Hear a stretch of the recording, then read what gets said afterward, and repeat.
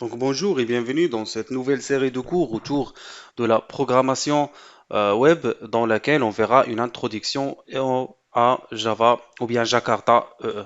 Avant de pouvoir entamer ceci, on aura besoin de clarifier certaines notions afin de partir sur des bonnes bases. Donc la première notion à clarifier, c'est l'Internet et le web. Donc Internet, si vous voulez, c'est le réseau global ou bien c'est l'ensemble du matériel qui est mis en place et qui va permettre ou bien qui va jouer le rôle d'un support physique de l'information. Et le web constitue une partie d'Internet. Donc, si vous voulez, c'est comme si Internet, c'est une maison et le web, c'est une chambre dans cette maison, ou bien c'est une partie de cette maison-là. Donc, pour pouvoir utiliser le web, donc généralement, on aura besoin d'un client, donc si vous voulez, qui est l'utilisateur en général, aussi d'un serveur, si vous voulez. Donc, c'est le serveur là, c'est lui qui permet d'héberger l'application ou bien le site auquel ou bien n'importe quelle ressource accessible via le web. Et entre ces deux entités-là passe un certain nombre de communication si vous voulez. Donc la première chose, donc une fois vous en tant que client, donc vous utilisez votre navigateur, donc que ce soit Firefox, Chrome ou Internet Explorer, et vous saisissez une URL. Donc vous tapez une URL, donc automatiquement votre navigateur là il envoie une requête HTTP ou bien ce qu'on appelle l'HTTP request au serveur.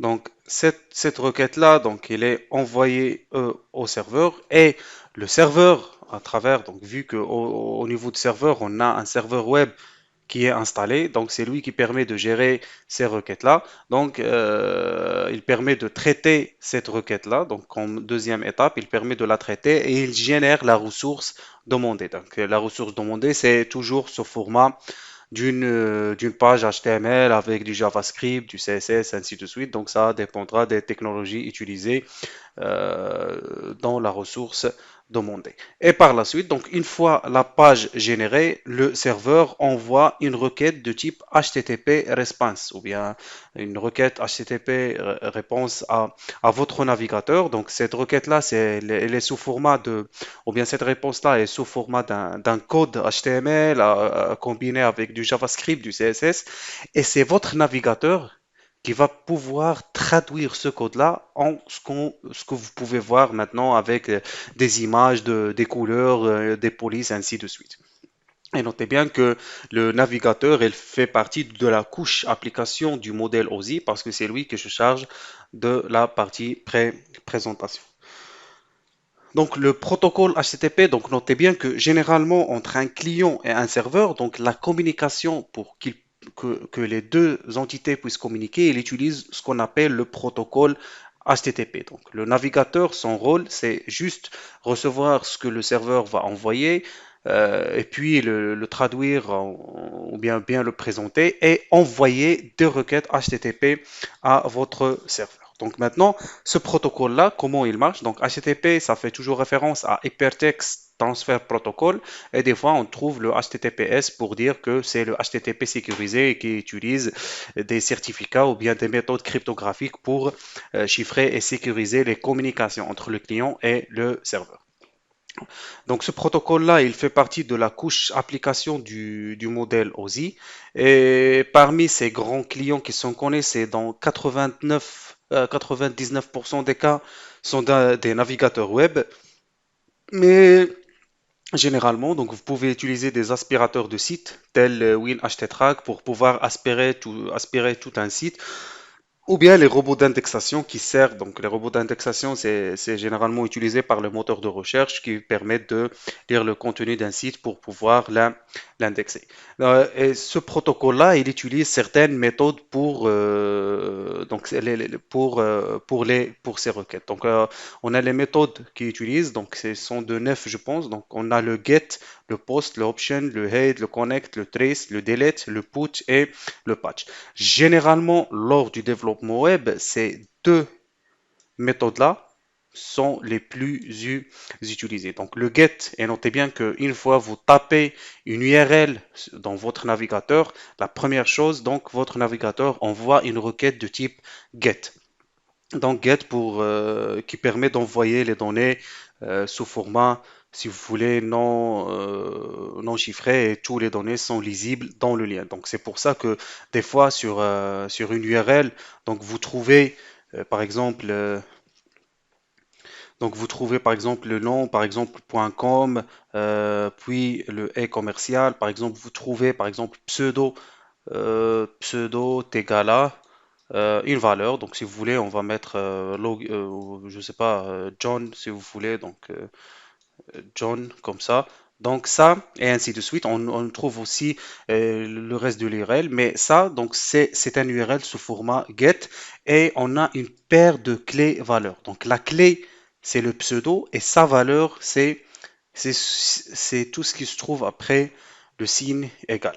Donc le post, c'est à peu près la même chose que le get, mais le post permet d'envoyer une quantité plus importante de données, même pouvoir envoyer des fichiers, ainsi de suite. Et les données sont envoyées d'une manière sécurisée, c'est-à-dire que dans l'URL, on ne peut pas trouver les clés ainsi que leur valeur. Et aussi, on a l'option, le head, donc je vous invite à découvrir ça au niveau de Wikipédia, donc pour que vous puissiez voir le rôle de chacun. Par exemple, le head, c'est une méthode qui ne demande que, si vous voulez, donc des informations sur la ressource sans demander la ressource elle-même. Et ça, c'est généralement si vous faites du développement avec juste du HTML. Donc, entre la balise HTML et body, donc on a le head dans lequel on inclut plusieurs métadonnées. Donc, concernant donc, le développement web dans une application Java J2E, donc on a tout d'abord, on avait dit que on a le première entité qui est le client à travers son navigateur, et la deuxième entité c'est le serveur. Donc, au niveau d'un serveur web, au niveau d'une application J2E, donc on a ce qu'on appelle les serveurs d'application. Et parmi ces serveurs-là, le plus connu, donc les plus connus, c'est on a le Tomcat, JBoss, Glassfish, euh, WebSphere, et ainsi de suite. Donc, il existe plusieurs serveurs. Donc, ces serveurs, ou bien ces serveurs d'application sont composés d'un serveur HTTP pour pouvoir traiter les requêtes HTTP, et aussi d'un conteneur. Donc, ce conteneur-là, c'est lui qui permet de lire et traiter votre code Java. Parce que déjà, le serveur HTTP ne traite que des pages HTML, que du code HTML, JavaScript, CSS, ainsi de suite, et qui l'envoie dans une requête HTTP response et ne reçoit que des HTTP requests tels que le get, le post, le head, les requêtes qu'on avait vues. Et ce conteneur-là, c'est lui que je charge de faire le traitement au sein de votre code. Par exemple, récupérer les informations saisies dans un formulaire, faire le traitement, enregistrer les données dans la base de données, récupérer les données depuis la base de données, traduire ça en un code, ou bien en un code HTML si vous voulez, et par la suite, ce code-là est envoyé au client, donc qui est le navigateur. Et le navigateur, une fois qu'il reçoit ce code-là, il se charge de le traduire en un code, si vous voulez, lisible.